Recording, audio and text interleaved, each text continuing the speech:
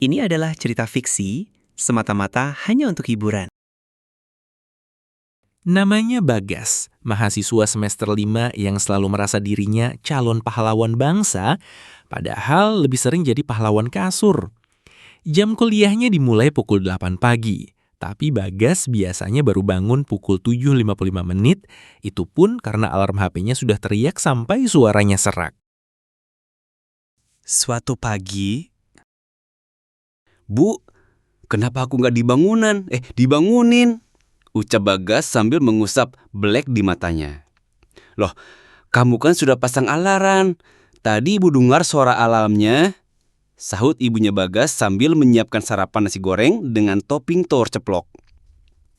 Udah, cepat mana sana. Terus sarapan. Ibu udah siapin sarapan nih. Kemudian sang ibu membereskan perabotan dapur yang dipakai untuk membuat sarapan. Oke lah Bu. Bagas segera meluncur ke kamar mandi sambil menenteng handuk. pagi ini langit begitu cerah, tanpa awan dan tanpa bulan. Di halaman kampus telah duduk seorang mahasiswa yang sedang celingak-celinguk. Aduh, tuh mana nih si Dodol? Bagas! Jam segini belum nongol, gua harus segera ngerjain tugas nih. Namanya Roni. Dia bergumam sendirian karena ada buku pelajaran yang dipinjam Bagas dan ada tugas yang harus ia selesaikan. Di saat Roni sedang asik ngedumel, tiba-tiba Wih, kutu buku, ngapain lu merenung sendirian di sini? Sambil menepuk pundak Roni dari belakang, tiba-tiba Dani yang berbadan subur gemah Ripalo Jinawi seakan muncul dari dalam tanah dan membuyarkan konsentrasi Roni yang lagi ngedumel. Mereka berdua adalah teman satu geng dengan Bagas di kampus. Gua lagi nunggu si Dodol Bagas. Dia belum balikin buku gua yang dia pinjem. Ucap Roni dengan wajah seperti menahan kentut. Udah, jangan dipikirin. Si Bagas kan emang gitu. Jangankan buku, sepatu aja sering dia cuma pakai sebelang dan sebelang lagi sandal jepit. Doni berucap untuk menenangkan Roni. Mending sekarang kita temuin dulu yang udah nungguin di kantin. Yuk, Dani berkata sambil menggandeng pundak Roni. Memangnya ada siapa di kantin? Roni bertanya curiga. Itu si nasi uduk sama bakwan udah nungguin di kantin, ucap Dani sambil ngengir kuda. Sompret, gue kirain si Bagas sudah nungguin di sana. Roni menggerutu tapi mengikuti ajakan Dani. Di lain tempat, tak-tik-tuk suara langkah kaki setengah berlari. Waduh, udah hampir jam tayang nih. Si Roni pasti ngarep-ngarep bukunya. Bagas yang baru tiba di kampus segera celingak-celinguk mencari Roni hendak mengembalikan buku. Kali ini ia tidak lupa bawa buku yang mau dikembalikan. Namun karena tadi terburu-buru, ia baru sadar kalau sepatu yang dipakai bagian kanan semua. Ya ampun, ini kenapa sepatu gua kanan dua-duanya? Gua lupa checklist tadi. Bagas menggerutu sambil terus mencari Roni. Pucuk dicinta ulam tiba. Setelah perjuangan yang melelahkan, akhirnya Bagas dan Roni pun bertemu. Oh iya, Dani juga ikut. Ron, ini buku lu, Bagas berkata sambil merogoh tas. Roni, si kutu buku yang bisa menghafal buku 500 halaman dalam semalam, berkacak pinggang dengan wajah sinis. Lu bikin gua gak bisa tidur semalaman karena gak bisa ngerjain tugas, ucap Roni setengah mengomel.